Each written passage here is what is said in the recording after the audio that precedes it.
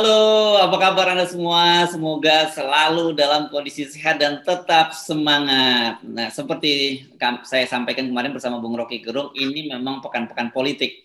Ini jadi Pak dipastikan banyak sekali peristiwa politik. Kemarin mahasiswa-mahasiswa unjuk rasa dari mahasiswa dari berbagai daerah unjuk rasa di gedung KPK, kemudian soal kelanjutan patung dari diorama di Kostrad juga masih kontroversi masih berlanjut, dan juga hari ini akan ada sidang paripurna yang katanya interpelasi terhadap Gubernur DKI Anies Baswedan, tapi dipastikan itu sudah batal karena 7 dari 9 fraksi di DPRD DKI menyatakan akan memboikot. Gitu. Itu Bung Rocky yang terjadi dalam sepekan ini, dan itu masih akan rame kayaknya.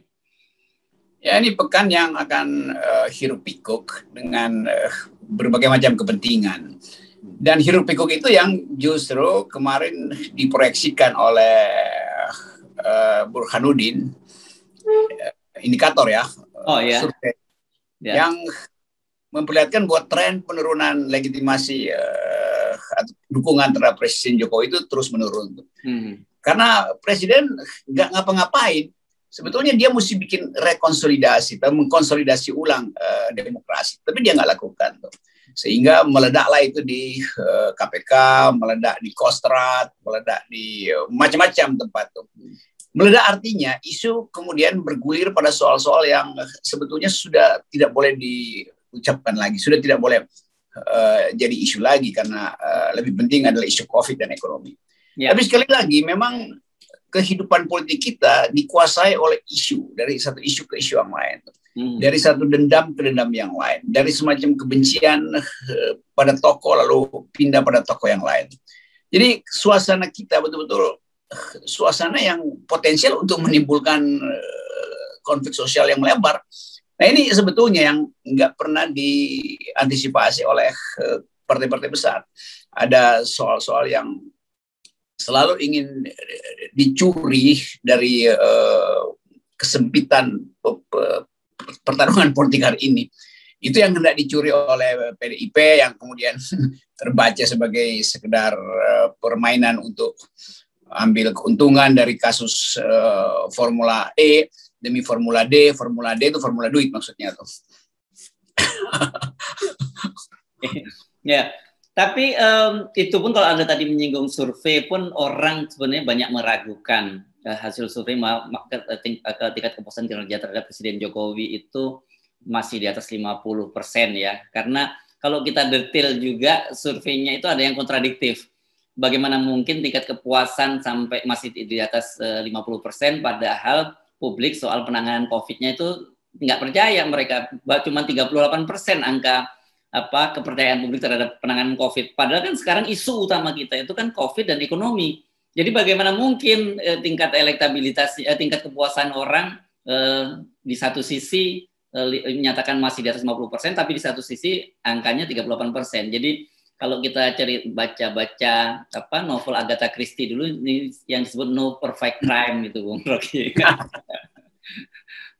Justru untuk mencegah crime ini, sebenarnya statistically crime ini, maka Burhanuddin sebagai pemilik indikator memberi sinyal bahwa 58% itu sebetulnya dalam arah yang menurun, trennya menurun, karena dia taruh dari awal 72, makin lama 58. Tapi orang menganggap ya 58 pun itu kegedean itu. Kenapa?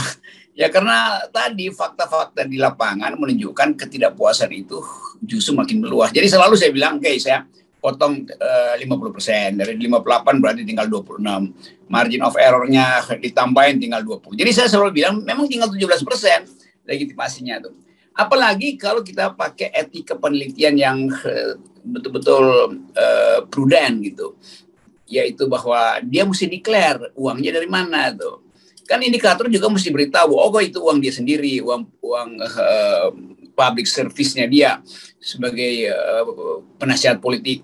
Kan kita tahu bahwa survei ini juga merangkap sebagai penasihat politik kan, dan di situ ada transaksi bisnis. Jadi demi mencegah penyelewengan opini publik, kita aja yang melakukan semacam kontrol metodologi. Jadi daripada kita bikin riset ulang, nanti dibilang ini buat tandingan, kita bilang aja oke, you sebut 58, tapi publik akan potong 50% ya. Dan saya FNN potongin lagi margin of error-nya. Jadi betul-betul cuma tinggal 17%. Itu fairnya begitu sebetulnya tuh. Oke. Dan saya kira yang lebih tepat itu kemarin bukan tingkat kepuasan publik, tapi tingkat kepuasan lembaga survei, karena masih terus ada survei. Karena masih ada survei, ada order survei. Kan memang kalau angka resminya disebutkan, nanti dia nggak dapat orderan lagi di lembaga-lembaga survei kan. Itu betul tuh, tingkat kepuasan lembaga survei terhadap proposal yang diajukan oleh istana itu. Oke, nah kita pindah sebentar ke kemarin, aksi kemarin, dan kelihatannya sukses ya BEM seluruh Indonesia menggalang berbagai kekuatan, dan tapi kita harus juga akui, kita mesti beri apresiasi ke lembaga kepolisian yang kemarin melakukannya dengan persuasif. Bahkan ketika mereka minta agar mahasiswa membubarkan diri itu katanya, kalian kan sudah trending topik. Saya ulang, kalian sudah trending topik. Jadi kalian, kami minta untuk membubarkan diri. Ya mestinya mahasiswa juga jawab, tapi mungkin nggak sempat diungkapkan ke publik. Pak Firly juga udah trending topik, mestinya mundur aja kan. Nah, kalau Pak Firly kan mau dibawa pulang tuh sama BEM Unsri, Universitas Sriwijaya Palembang, dibawa pulang ke Sumatera Selatan rencananya gitu. Iya, karena buat mahasiswa Palembang, Pak Firly udah terlalu trending topik. Karena itu mending dibawa pulang aja. Ya, memang lucu polisi ini. Tapi ada bagusnya kemarin, begitu berakhir kegiatan mereka, begitu selesai di unjuk rasa itu, polisi bersama mahasiswa termasuk Kapolres Jakarta, mana Jakarta Selatan atau Jakarta Pusat ini saya kalau Kuningan ini ikut turun tangan membersihkan sampah-sampah plastik dari jalanan. Nah, kan gitu asik gitu ya, nggak perlu pakai water cannon, nggak usah perlu pakai senjata laras panjang. Dengan persuasi aja, dengan trending topik aja kan sebenarnya semuanya jadi aman gitu. Iya, tapi ya dia bersihin sampah plastik tuh. Karena memang nggak ada baliho di situ. Kalau ada baliho ya pasti juga ikut dibersihkan tuh, karena ada kenyamanan kota. Tapi sekali lagi saya perhatikan bahwa tetap kalangan partai penguasa itu kasih sinisisme itu pada mahasiswa. Oh, Anda itu ditunggangi oleh oposisi. Ya pasti dia ditunggangi oleh oposisi. Karena dia juga beroposisi pada kekuasaan. Kan itu menoraknya di situ kan. Mahasiswa wataknya selalu beroposisi pada kekuasaan. Jadi nggak mungkin ada penunggangan di situ. Idenya sama. Bahkan mahasiswa yang menunggangi oposisi supaya lebih keras dong oposisinya. Jadi istana nggak pernah mengerti bahwa watak dari gerakan mahasiswa adalah oppose against kekuasaan, against power gitu. Karena dia melakukan kontrol. Kontrolnya bukan di DPR. Memang kontrolnya adalah di jalan, karena dia nggak punya perwakilan di DPR kan. Jadi begitulah kita masuk di dalam kedunguan demokrasi. Bahkan tokoh-tokoh PDIP menganggap begitu. Tokoh-tokoh istana menganggap ya udahlah ini kan udah masuk ke wilayah hukum, jadi KPK udah diputuskan di Mahkamah Konstitusi, Mahkamah Agung segala macam, udah nggak usah demo. Nggak ada urusan itu adalah bagian formal dari bernegara. Nah, bagian yang harus dihormati adalah hak untuk mengucapkan protes. Dan mahasiswa nggak mungkin kalau nggak protes. Emangnya mahasiswa buzzer apa? Kalau buzzer ya jilat-jilat tuh. Enggak. Tetapi kita tetap apresiasi kepada adik-adik kita mahasiswa, karena ternyata meskipun di tengah pandemi, gerakan-gerakan protes yang mereka lakukan itu tidak mati, dan konsolidasinya luar biasa ya, karena tadi kemarin dari berbagai wilayah di Indonesia yang hadir. Ya, itu pentingnya, dan Pak Polisi juga mengerti bahwa itu memang ekspresi demokrasi. Jadi polisi di bawah Kapolri sekarang itu makin mengerti bahwa ekspresi itu adalah hak paling dasar dalam demokrasi. Mau dituntut dengan cara apa, nggak bisa itu. Ini pandemi iya, dalam polisi lakukan persiapan supaya tidak terjadi kerumunan yang membahayakan kan. Itu aja. Jadi kalau ada polisi dorong-dorongan di situ, tentu polisi tahu bahwa dia nggak boleh mendorong terlalu jauh, sebab kalau jatuh itu kerumunan yang bertumpuk-tumpuk nantinya. Jadi bagus juga polisi paham itu, dan harusnya polisi Indonesia paham bahwa ekspresi politik nggak mungkin ditahan hanya karena pandemi. Kalau pandemi sampai 2027 dan itu bisa dimanfaatkan oleh kekuasaan, maka ekspresi politik nggak bisa tuh. Jadi kita juga mesti tahu bijak bahwa kekuasaan mengakali stabilitas dengan menakut-nakuti soal pandemi itu nggak bagus. Di luar negeri bahkan rakyat itu turun ke jalan untuk menghalangi perpanjangan pandemi karena dianggap nggak rasional. Apalagi di Indonesia yang memang oligarki menghendaki supaya kekuasaan itu diperpanjang karena itu pandemi akan dijadikan alasan itu. Ya. Oke, kita pindah ke topik berikutnya ini. Persoalan diorama, pembongkaran diorama ini masih berlanjut juga, Bung Rocky, karena Kostrad akhirnya memberikan penjelasan bahwa patung-patung itu diminta oleh penggagasnya, yakni Letnan Jenderal TNI Purnawirawan Aji Nasution. Jadi mantan Pangkostrat tahun 2011-2012. Jadi patung-patung itu dibuat pada masa itu. Tapi lagi-lagi banyak orang, termasuk kalangan purnawirawan, kalau kita sempat mengintip WhatsApp grup mereka itu, mereka mempersoalkan.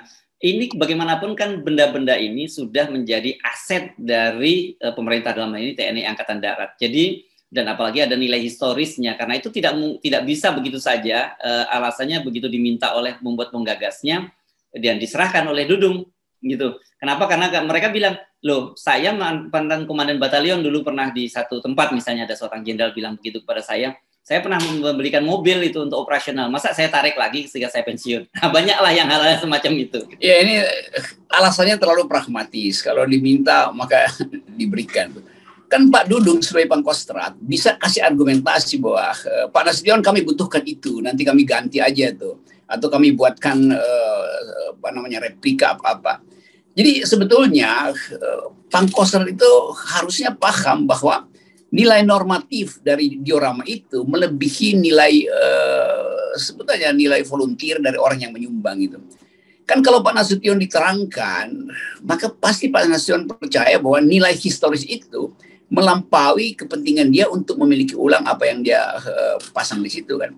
Kan dengan lega pasti Pak Nasution, oh iya saya lupa tuh bahwa itu adalah bukan lagi milik saya itu inisiatif dari saya, itu udah menjadi milik sejarah Republik.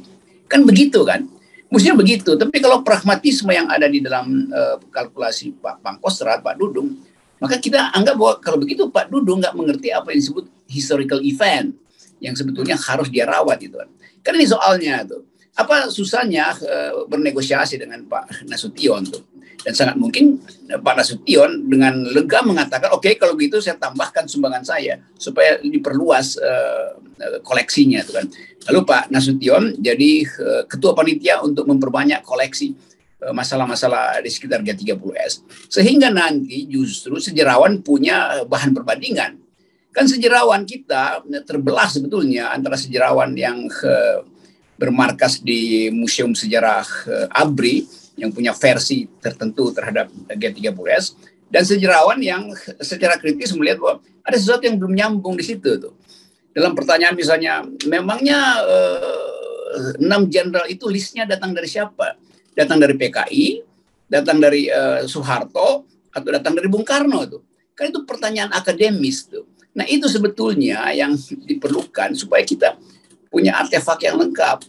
Jadi itu salahnya Pak Pangkostrat karena dia bikin ekspektasi yang berlebihan bahwa seolah-olah dengan peristiwa ini nggak akan ada penghilangan sejarah, yang kemudian baru terakhir Pak Dudung bilang enggak, kami tidak mungkin melupakan sejarah. Memang tidak mungkin kan, itu Pak Dudung atau siapapun yang ada di Kostrad, sejarah Indonesia itu nggak bisa dibaca secara sepihak gitu. Nah ini soalnya, jadi reaksi Pak Dudung itu sebetulnya terlalu bukan terlalu konvensional, terlalu tidak berbasis sebetulnya pada kepentingan. Atau naif gitulah ya.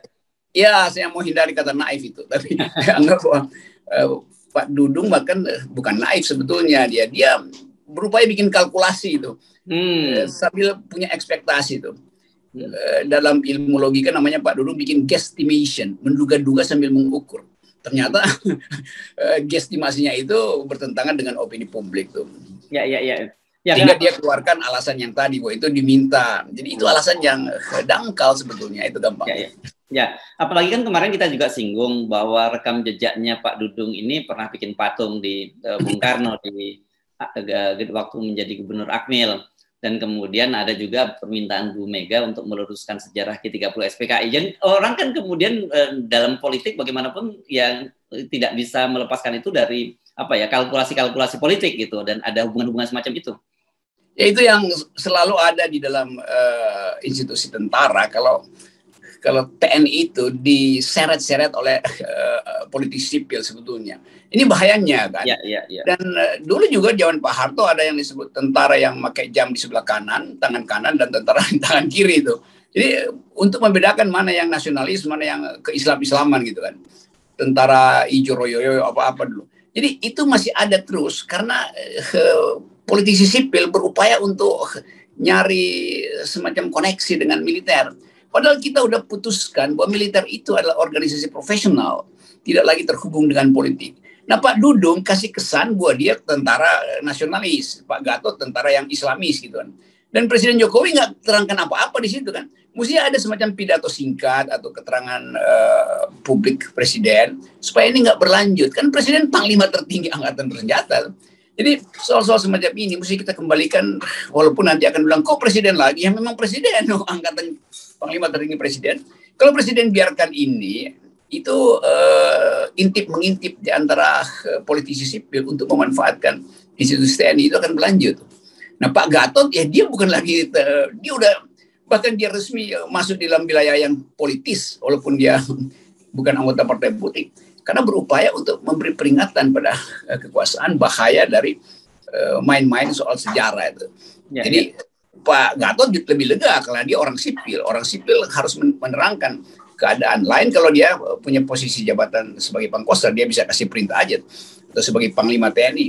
Jadi itu sebetulnya tuh. Nah, kita dalam situasi begini timbul lagi iri-irian, intip-intipan itu. Itu bahayanya tuh.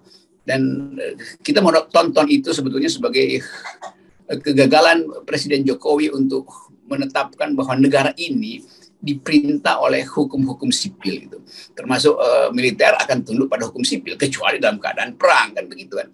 Nah, Presiden nggak paham itu sehingga Presiden kasih sinyal politis, terutama dalam segi sampai sekarang Presiden nggak bisa tentukan siapa yang harus jadi Panglima TNI kan. Padahal hal yang seperti itu 6 bulan lalu mesti sudah selesai supaya nggak terjadi kasakusuk politik lagi. Itu sebetulnya Presiden juga bermain politik di dalam soal penentuan Panglima TNI. Ya, nah berkaitan dengan itu tadi, kasakusuk, intrik, siapa akan menjadi Panglima TNI, siapa yang akan menjadi Kepala Staf Angkatan Darat. Karena Dudung kan disebut-sebut akan mengisi posisi sebagai Kepala Staf Angkatan Darat ketika Jenderal Andika bergeser posisinya gitu ya. Dan seorang senior TNI mengingatkan saya, jangan sampai peristiwa Mayor Jenderal Pranoto Rekso Samudro ini terulang lagi. Ini pada waktu itu Mayor Jenderal Pranoto kan ditunjuk menjadi Kepala Staf Angkatan Darat oleh Presiden Soekarno. Tapi pada waktu itu satu sisi ada Pak Harto sebagai Kostrat. Nah ini kan yang pada waktu itu, nah akhirnya tersingkir nih Pak Pranoto ini karena dia lebih ke nyantolnya ke Presiden Bung Karno, tetapi di kalangan grassroots TNI Angkatan Darat dia tidak punya nggak punya grassroots yang kuat. Nah ini jangan sampai terjadi pada Pak Dudung kasus-kasus semacam ini. Ya, FNN dan Harris Point selalu memberi sinyal atau di tempat kita ini sekarang Rocky Gerung Official untuk mengantisipasi kemungkinan crack. Dan seringkali memang kita mesti antisipasi hal yang paling buruk gitu kan. Tapi nanti dianggap kok nakut-nakutin, kok masih berpikir seolah-olah ada konspirasi. Memang kita mesti proyeksikan itu karena politik kita hidup dengan tata cara konspirasional kan. Nggak ada keterbukaan itu. Termasuk Pak Dudung. Mesti Pak Dudung yang menerangkan soal ini lebih awal sebelum Pak Gatot berkomentar kan. Itu lebih fair. Atau ketika Pak Gatot di awal memberi ceramah itu, Pak Dudung mestinya telepon aja Pak Gatot. Gini Pak Gatot ya, ini ada soal-soal. Tapi Pak Dudung nggak lakukan itu, sehingga dalam 1 minggu kontroversi sudah terjadi. Jadi soal-soal semacam ini yang akhirnya orang merumuskan, oh kalau begitu Pak Dudung itu adalah Pangkostrat yang akan didukung oleh PDIP untuk naik pangkat lagi tuh. Orang lihat itu, jadi orang melihat algoritmanya begitu kira-kira. Sementara Pak Gatot adalah orang yang berakrab-akrab dengan mayoritas Muslim itu karena diksinya keislam-islaman. Itu yang nanti akan justru memprovokasi keutuhan tentara. Jadi sekali lagi soal-soal semacam ini yang mesti kita hindari. Bahwa kita hanya masuk di dalam pertukaran pikiran berdasarkan keinginan untuk ya menyembuhkan luka-luka di tubuh bangsa ini. Nah, itu harusnya datang dari kejujuran. Nah, argumen-argumen yang dalam beberapa hari ini diucapkan oleh Pak Dudung itu terlihat terlalu dicari-cari itu, sehingga orang ingin dapat kejujuran supaya Pak Dudung tidak disebut sebagai pangkostrat yang didukung oleh PDIP. Dia pangkostrat karena profesionalitasnya sebagai tentara, kan mestinya itu yang dinilai orang.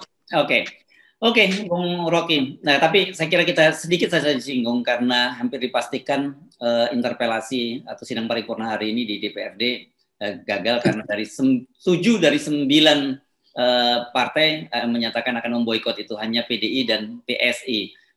Agak lucu memang PSI dan PDI ini hubungannya itu kan mereka seperti Tom and Jerry sebenarnya ya antara PSI dan, tapi dalam kasus interpelasi Formula E ini mereka kompak menjadi satu. Ya itu konyol sebetulnya tuh, karena kan politik itu ya ada dendam segala macam, tapi yang bikin kalkulasi lah, masa nggak bisa paham bahwa interpelasi itu untuk hal yang sepele itu bisa menghasilkan perubahan di dalam politik Jakarta, itu juga ngaco gitu kan. Ini cuma soal iri terhadap kemungkinan Anies dipromosikan karena berhasil mengaktifkan kembali Jakarta sebagai bukan sekedar pusat ibu kota tapi sebagai pusat atraksi dunia gitu kan. Apalagi ini soal mobil listrik, berarti akan ada poin bahwa Anies mengerti apa yang disebut energi yang renewable yang terbarukan itu. Jadi upaya untuk menjegal Anies dilakukan dengan cara-cara yang konyol. Maka kekonyolan itu berbalik pada si interpelator. Dari interpelator dia terpental dia. Nah, saya cuma berpikir kenapa pas dipaksakan ya, padahal pasti akan gagal. Apa yang penting mereka menyampaikan bahwa order sudah saya jalankan ya, gitu, lepas dari berhasil atau tidaknya gitu. Itu kalau perintah tidak berdasarkan pengetahuan politik yang etis, berdasarkan order begitulah. Jadi pasti itu order oligarki itu, lakukan aja, di ujungnya nggak ada soal, yang penting hajar dulu tuh. Ya politik nggak mungkin dilakukan sekedar dengan kekuatan-kekuatan oportunisme semacam atau oportunistik semacam itu. Kita harus lihat bahwa ada etik di dalam politik, bahwa Anies kalau dia salah gugat kebijakannya itu dengan cara yang masuk akal, bukan dalam upaya untuk menggulingkan dia hanya karena soal sepele. Kalau Pak Jokowi ya ada record yang gagal semuanya tuh, soal pertumbuhan ekonomi, soal demokrasi yang memburuk, soal profil internasional, itu lebih masuk akal untuk interpelasi Pak Jokowi itu. Itu sama-sama status pemimpin, yang satu pemimpin yang sedang berupaya untuk menanamkan harapan, sementara pemimpin yang lebih tinggi yaitu presiden sudah disebut sebagai tidak punya harapan, kan begitu. Ya. Oke. Jadi dari New Hope menjadi No Hope gitu ya. Oke. Baik, terima kasih. Ya, kalau FNN selalu hopefully punya harapan. Tetap semangat.